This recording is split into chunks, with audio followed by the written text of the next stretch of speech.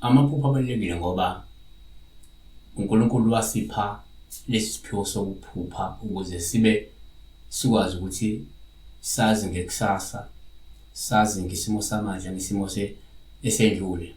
Siyakwazi ukuthi ibhadi, inhlanhla nesibusiso yikona okukholela amajolo okuzayo. Uyakwazi ukubona ingozi, uyakwazi ukuthi uyivike futhi yabo isengakafiki.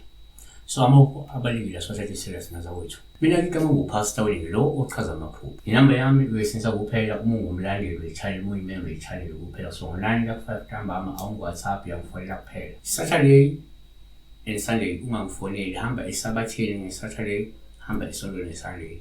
Uma ufuna-ke umuntu ekulalele eke yonke into ayenzayo enake wena, bingelela, cela. Sibheka la uManisa Shakthi 3548 uthi mina ngiphuphe uma wami enginika umbila ongapheki omhlophe, akabingelela kacela futhi ngiyamkweleta, yabo?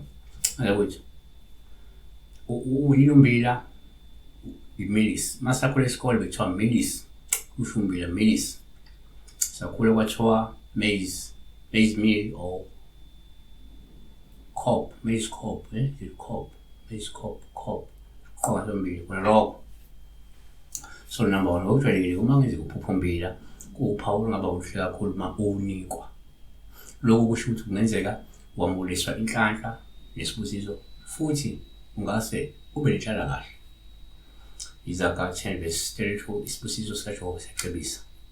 Number 2, kwesinye isikhathi uma uphupha umbila kuwuphawu oluhle uma uwunikwa. Lokhu kusho ukuthi empeleni kungenzeka uzophumelela uphinde uthole ingcebo nemali, noma umholo othe xaxa, noma inzuzo ngomsebenzi okanye ngomklamo wakho.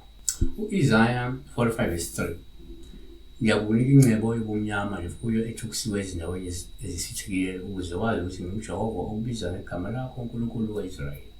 Number 3, ngokwesintube uma uphupha umbila ukuba uphawu sithathe njengoluhle kakhulu uma uwunikwa. Lokho kusho ukuthi kungenzeka uyakhonjiswa ukuthi ingcebo nenhlanhla noma inhlanhla yengcebo nemali ivela kuluphi uhlangothi lwey'tshalo zakho, ngabe komalume noma ekhaya kwakho. Kusho ukuthi la lo muntu osuke ekunikeza lo mbila uzokwazi ukuthi omile uzokuwumuntu wakomalume, le nhlala ichama kuphi komalume. Uma unikezwe lo mbila unikezwe umuntu okhaya ubaba wakho, so le nhlahla ichama kuphi ekhaya ubaba wakho.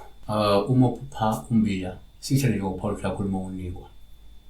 Lokho sokusho ukuthi kungenzeka uzokhulelwa noma uzokhulelisa umuntu wena.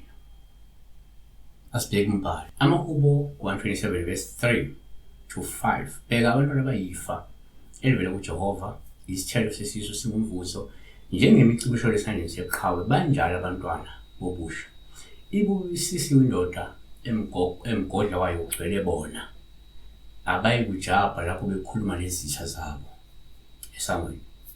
Number 5, uma uphupha umbila kuba uphawu oluhle uma uwunikwa, ngoba kusho ukuthi la usukhonjiswa kungenzeka lo muntu okunika umbila kungenzeka uzokunikeza imali noma uzokuxhasa ngemali noma kukhona into ezokunika lona, noma umuntu ozokunika ifa noma ikhona amafa akubhalise kuwo angashaphumi aphumele wena, noma kunomhlomulo ozawuthola kulowo muntu loyo.